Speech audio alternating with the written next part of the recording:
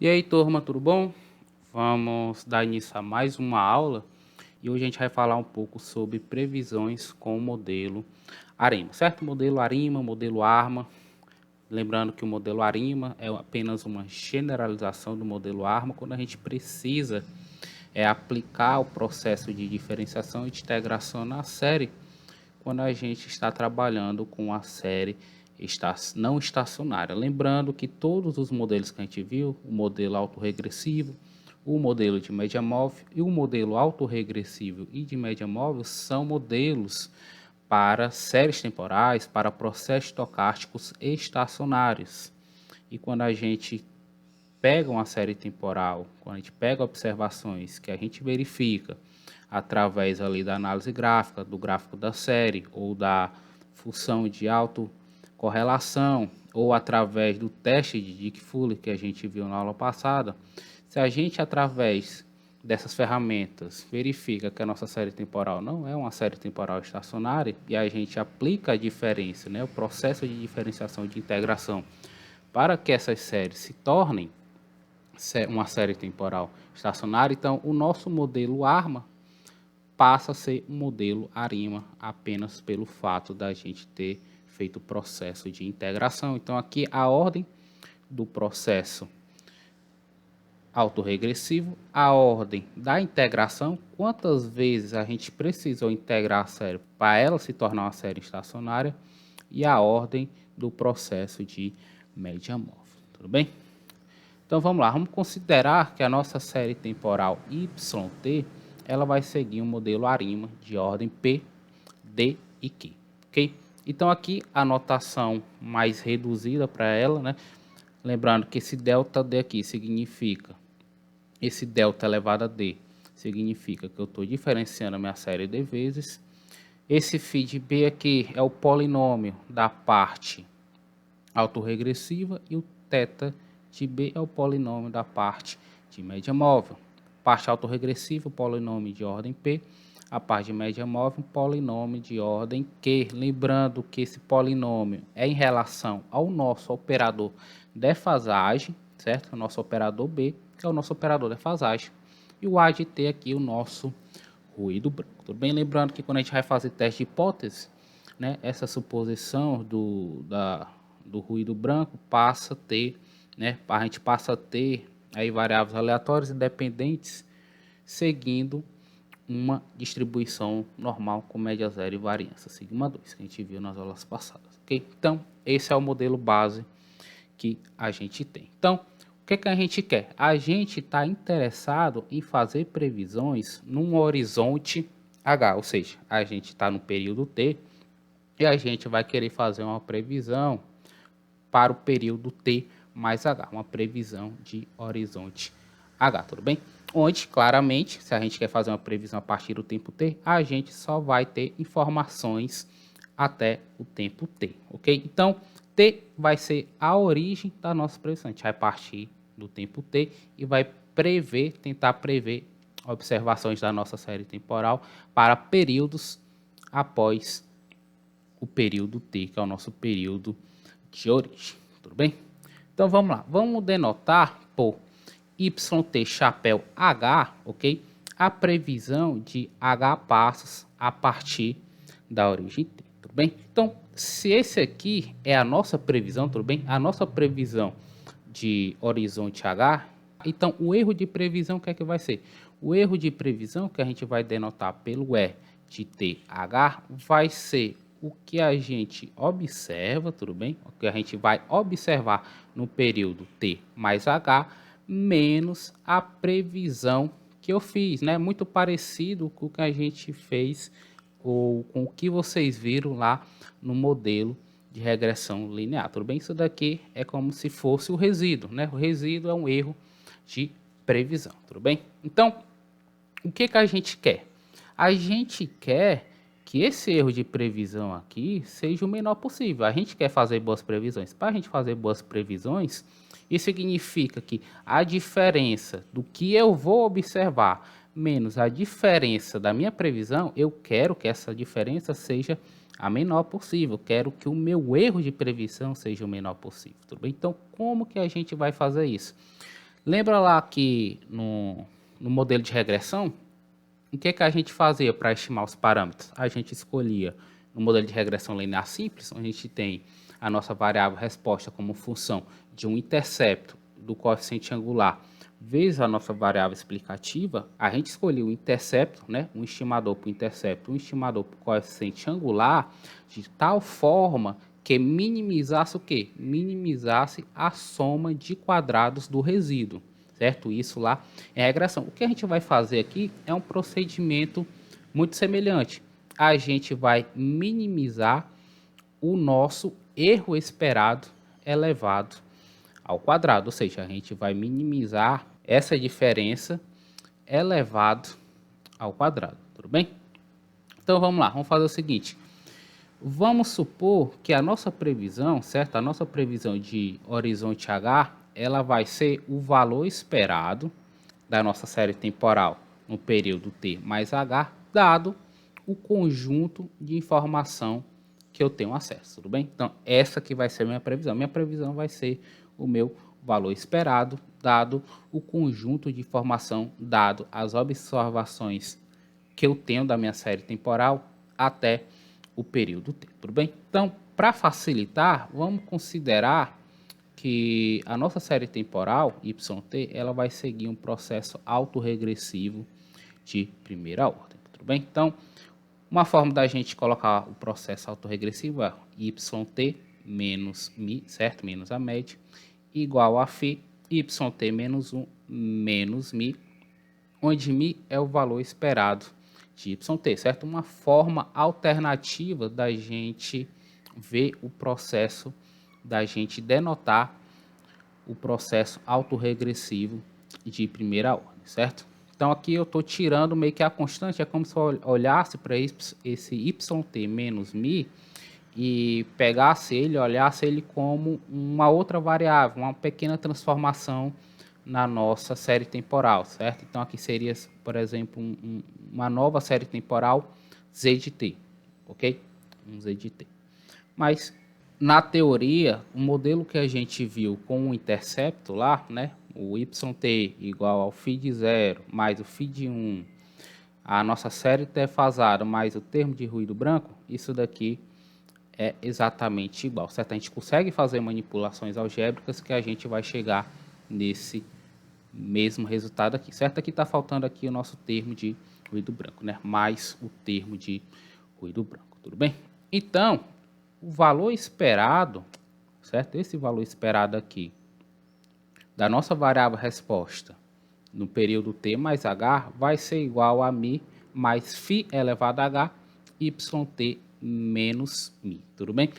Eu não vou mostrar isso aqui para vocês, pessoal, porque eu não vou cobrar isso aqui, vocês ficarem fazendo esse tipo de manipulação e de prova, certo? Então, vou dar aqui a fórmula para vocês e vocês, se quiserem, podem olhar no livro do Moretin, certo? De análise de séries temporais, tudo bem? Então, o que é que acontece? Esse daqui vai ser a nossa previsão. Por que eu estou escolhendo aqui, ó, Y chapéu de T, né? A nossa previsão de horizonte H, o valor esperado da nossa variável resposta no período T mais H, dado as informações que a gente tem até o período T.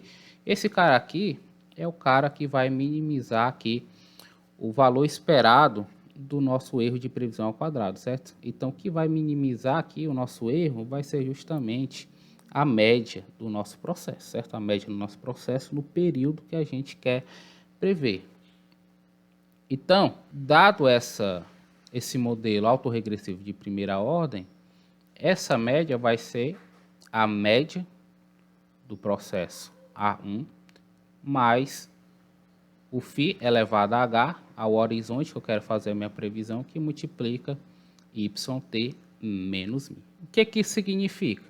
Isso significa o quê? Se eu colocar o nosso horizonte de previsão muito distante, ou seja, se esse horizonte de previsão tender ao infinito, se eu quiser fazer previsões muito distantes do período de origem que eu tenho, isso vai acontecer o quê?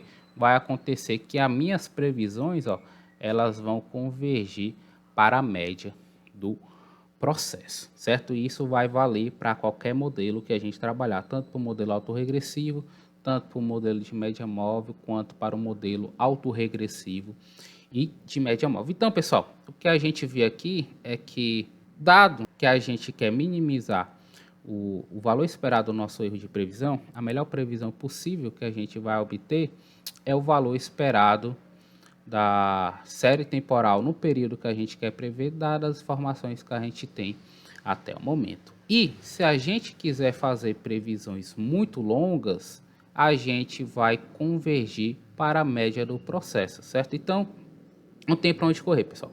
Em séries temporais, tudo bem? O processo de fazer previsões não é um processo fácil e geralmente as nossas previsões elas não costumam ser muito boas, tudo bem? Principalmente se a gente quer fazer previsões para horizontes muito longos, ok? Então o que é que a gente precisa? Quando a gente está trabalhando com séries temporais, o ideal seria que a gente conseguisse, né, identificar esses modelos que a gente está vendo aqui na nossa disciplina, modelo autorregressivo de média móvel, e aliar esses modelos junto com uma variável explicativa que a gente viu, ou que vocês viram nos modelos de regressão. Okay? Então, alinhando os procedimentos, né? Alinhando a teoria de séries temporais com a de regressão, a gente consegue, aí sim, conseguir previsões um pouco melhores. Mas só séries temporais em si a gente não consegue umas previsões tão legais, ok? Principalmente se a gente quer prever para horizontes muito longos, tudo bem? Então vamos fazer o seguinte, vamos abrir aqui o R e ver uma parte prática. Ok, então hoje a gente vai trabalhar com a base de dados energia que contém uma série temporal do consumo de energia elétrica de Fortaleza, com observações mensais de janeiro de 1968 até setembro de 1979, tudo bem? Então eu vou disponibilizar essa base para vocês lá no SIGA para vocês conseguirem acompanhar a aula, tudo bem? Então aqui eu estou dizendo para o R o local onde está a minha série temporal. Vou ler aqui a minha base de dados. Estou falando aqui para o R que a primeira coluna é o nome das variáveis, que o separador decimal é a vírgula e que o separador de colunas é o ponto e vírgula. Vou rodar aqui essa linha de comando.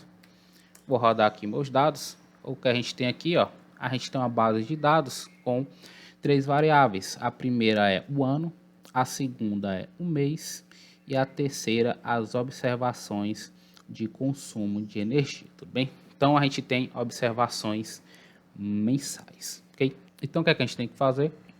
A gente tem que dizer para o R que essa terceira coluna aqui, energia, ela é uma série temporal. Então como é que a gente vai fazer isso? Através da função TS. Eu vou pegar essa terceira coluna, energia, através dos dados, cifrão energia, ok? Vou dizer aqui onde que começa a nossa série temporal, certo? Começando pelo ano, a gente começa um ano de 1968 no mês 1, em janeiro, ok? E a frequência aqui, como nossos dados são mensais, a gente vai ter uma frequência então de 12. Nas últimas séries temporais que a gente analisou, a gente estava com dados diários, certo? Então a gente colocava uma frequência de 365, tudo bem? Então eu vou dar um nome para essa série temporal. Se eu rodar, tá aqui, ó, minha série temporal, tudo bem? Agora, ó, janeiro, fevereiro e aqui os anos, tudo bem? E então eu vou guardar essas informações dentro de um objeto que eu vou chamar de energia, ok? Se eu rodar essa linha de comando, estou aguardando essas informações aqui dentro do objeto energia. Rodando aqui, ó, energia, a gente tem as informações da série temporal, ok?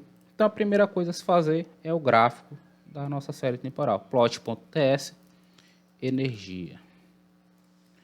Então, olha só o que a gente vê aqui, ó. Então, o que é que a gente vê? A gente vê uma tendência crescente, né? Uma tendência não é exatamente linear, talvez uma tendência exponencial crescente. Então, a nossa série temporal parece ser, ou não parece ser, uma série que é estacionária. Vamos fazer aqui o gráfico de autocorrelação. ACF, energia. Então a gente tem aqui, ó, um gráfico de autocorrelação, a gente vê um decaimento lento para zero no gráfico de autocorrelação. Então, muito provavelmente, a nossa série temporal não é uma série temporal estacionária. Mas para tirar dúvidas, a gente pode fazer o teste ADF. Então, teste ADF, vocês vão precisar do pacote F-Unit-Roots, que eu falei na aula passada, você já deve ter instalado aí no R de vocês. Instalado o pacote, é só carregar. Carregar o pacote, a gente vai entrar com a série temporal, que é energia. E o tipo de teste, lembra lá, a gente tem 3 tipos de teste aqui. O teste sem o intercepto, o teste com intercepto e o teste com intercepto e tendência, tudo bem? Então a gente vê aqui, ó, que a nossa série temporal, ela tem uma tendência. Então a gente tem que escolher entre o teste com intercepto e o teste com intercepto e tendência, certo? Quando é que a gente vai utilizar o teste com o intercepto, certo? O intercepto, ele vai gerar uma tendência que a gente chama de uma tendência estocástica, que é uma tendência que eu falei para vocês que ela não se sustenta a longuíssimo prazo, tudo bem? Então, o que acontece aqui? Como a gente está trabalhando com consumo de energia, e eu não sou nenhum especialista, mas eu vou chutar uma teoria aqui. Como a cada ano que passa, a tecnologia vai se desenvolvendo muito mais e nós tendemos, certo, a ter cada vez mais equipamentos eletrônicos dentro de casa para facilitar a nossa vida, eu vou chutar que essa tendência aqui de crescimento, de consumo de energia, ela vai sim se sustentar a longuíssimo prazo. Então, aqui eu vou fazer um teste com o intercepto e a tendência determinística, tudo bem? Então, como é que a gente vai fazer isso aqui? Deixa eu olhar aqui o help da função. Para colocar, ó, tendência é CT, ok? Então, energia. E o tipo vai ser CT, ok? O teste com a constante com a tendência determinística. Então, rodando o teste aqui, a gente aceita a hipótese nula. Qual é a hipótese nula? A hipótese nula é que a nossa série temporal, ela não é uma série estacionária, ok?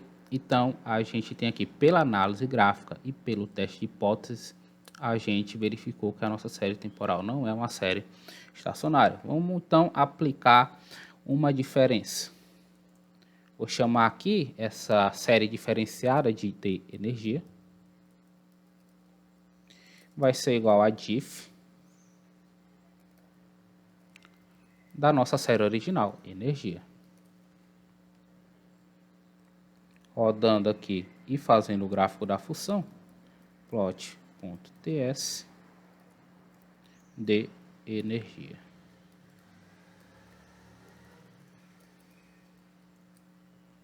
Então, olha só.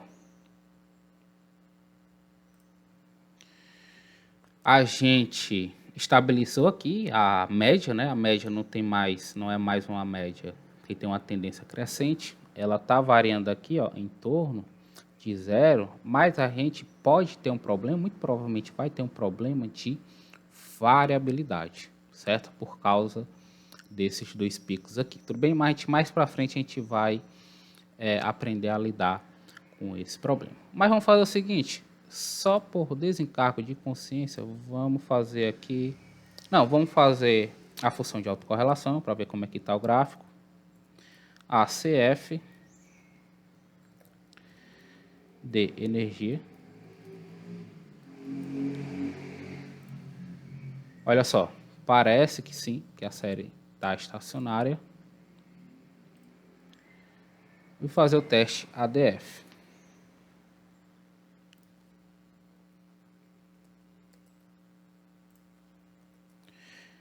Teste na série diferenciada de energia, eu vou fazer o teste então sem constante, tudo bem? NC.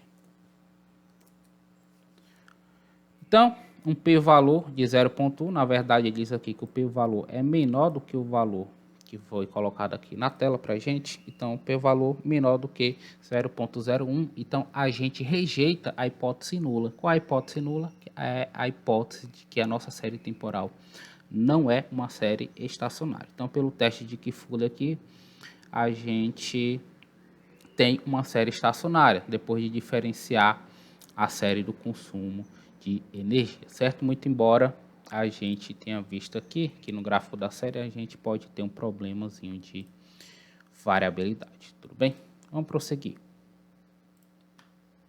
Ok, série diferenciada e estabilizada, agora ela sendo estacionária, a gente pode fazer aqui a função de autocorrelação parcial para identificar os possíveis modelos autorregressivos, certo? Então, PACF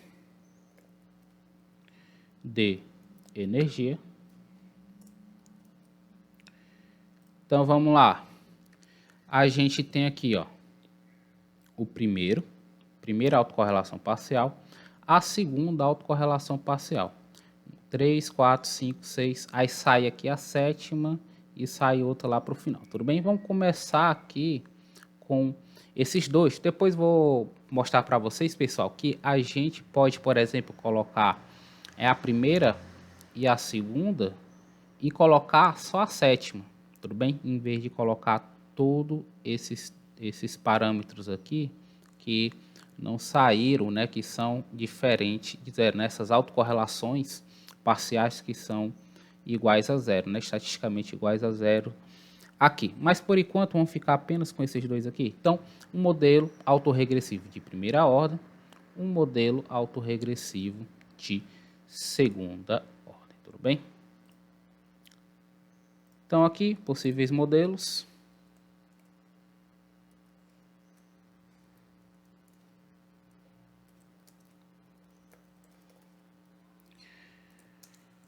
Processo AR1, um processo AR2, e agora os modelos de média móvel, que a gente vai identificar através da função de autocorrelação. Aqui na função de autocorrelação, a gente tem essa aqui é a correlação de ordem zero, que é sempre igual a 1, e essa aqui é a primeira autocorrelação. Então a gente já vê apenas uma autocorrelação diferente de zero, que é a primeira. Então, um processo de média móvel de primeira ordem. Então, a gente tem aqui três modelos simples, né? Processo autorregressivo de primeira ordem, processo autorregressivo de segunda ordem e o processo de média móvel de primeira ordem, e os modelos mistos, né? Um processo ARMA 1.1, um processo ARMA 2.1. Então aí, uns 5 modelos para a gente testar, para a gente verificar e escolher um que melhor atende ao nosso problema, tudo bem? Então vamos lá estimar o modelo aqui. Vamos estimar o modelo, vou botar aqui o modelo AR2, ok? Vou estimar o modelo AR2. Escolhi aleatoriamente aqui, tudo bem? Só como exemplo. Então a gente vai estimar através da função ARIMA. Ok? Antes da estimação do modelo, vamos carregar os pacotes forecast para fazer as previsões, o LM teste para fazer o nosso teste de hipótese, tudo bem? Vou limpar aqui a tela. Então, modelo ARIMA, a gente vai entrar com a série original, certo? Que é a energia. E a ordem do processo ARIMA. Através de um vetor, onde vai ser a ordem autorregressiva, que a gente vai aqui estimar o modelo AR2. O número de diferenciação que a gente fez, que foi 1, e a ordem do processo de média móvel, que é 0, ok? Então, rodando aqui essa linha de comando e chamando aqui o nosso objeto AR2, a gente tem esse seguinte resultado, tá bem? Vamos fazer aqui o teste de hipótese, que é coef teste AR2. Vou botar aqui teste de hipótese. Opa. teste de hipótese. Então, o AR2, a gente vê ó, que os dois parâmetros são significativos, ou seja, os dois parâmetros são diferentes de zero, tudo bem? Então, vamos fazer o seguinte, vamos fazer previsões. Como é que a gente vai fazer previsões aqui no R? A gente vai fazer previsões através da função forecast, ok? E na previsão, nessa função forecast, a gente vai entrar com o nosso modelo, certo? O nosso objeto que está com o nosso modelo, que é o nosso objeto AR2, vírgula, o horizonte que a gente quer fazer as previsões, que é o H, tudo bem?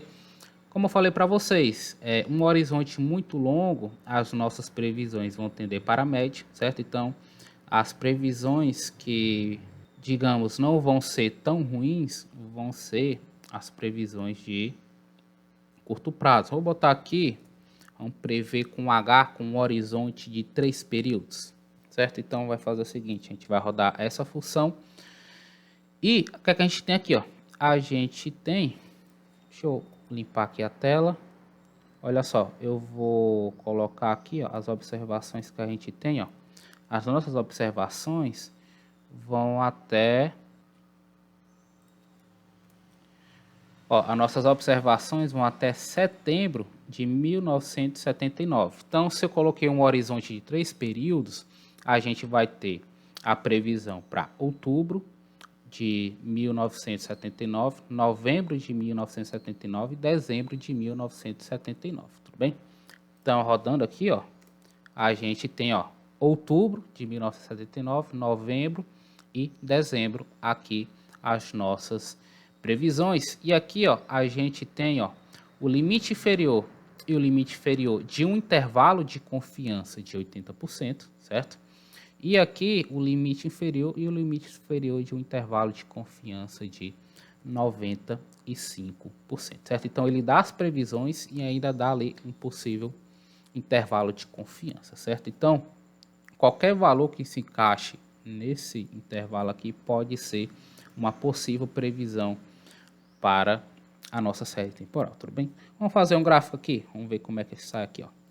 Então a gente fazer o plot ponto TS das nossas previsões, eu vou fazer o seguinte, ó, tem essas previsões aqui, eu vou colocar ela dentro de um objeto, eu vou botar, chamar de prev, certo? De previsões. Então, prev vai ser igual ao nosso forecast, vou chamar aqui o nosso prev, tá aqui, ó, as nossas previsões, e eu vou dar um plot do prev.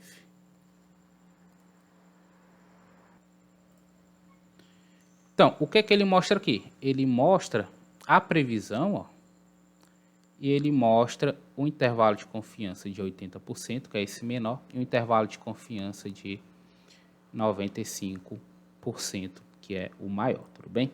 Agora, eu dei um plot.ts. Se eu der só um plot simples, vamos ver o que acontece aqui. Olha só. Ele bota o gráfico, certo? O gráfico da nossa série temporal e logo depois as nossas previsões, certo? Esse intervalo menor aqui, mais escuro, é um intervalo de 80%, o intervalo mais claro é um intervalo de 95%. Tudo bem, pessoal? Então, gente, essa é as previsões, certo? Para uma série temporal, para esses modelos ARIMA, certo? Tirem da cabeça que vocês vão fazer super previsões e vão acertar tudo, ou que vão chegar muito próximo. Na verdade, as previsões são bem meia-bocas, mas isso é o que a gente tem, tudo bem? Para a gente melhorar essas previsões, seria importante a gente conseguir uma variável explicativa, ou várias variáveis explicativas, certo? Que conseguisse explicar aí o consumo de energia na cidade de Fortaleza, e juntar o nosso modelo ARIMA com um modelo de regressão. Aí sim as nossas previsões vão ficar muito melhores, tudo bem? Então é isso, pessoal. Um bom estudo a todos e até a próxima aula.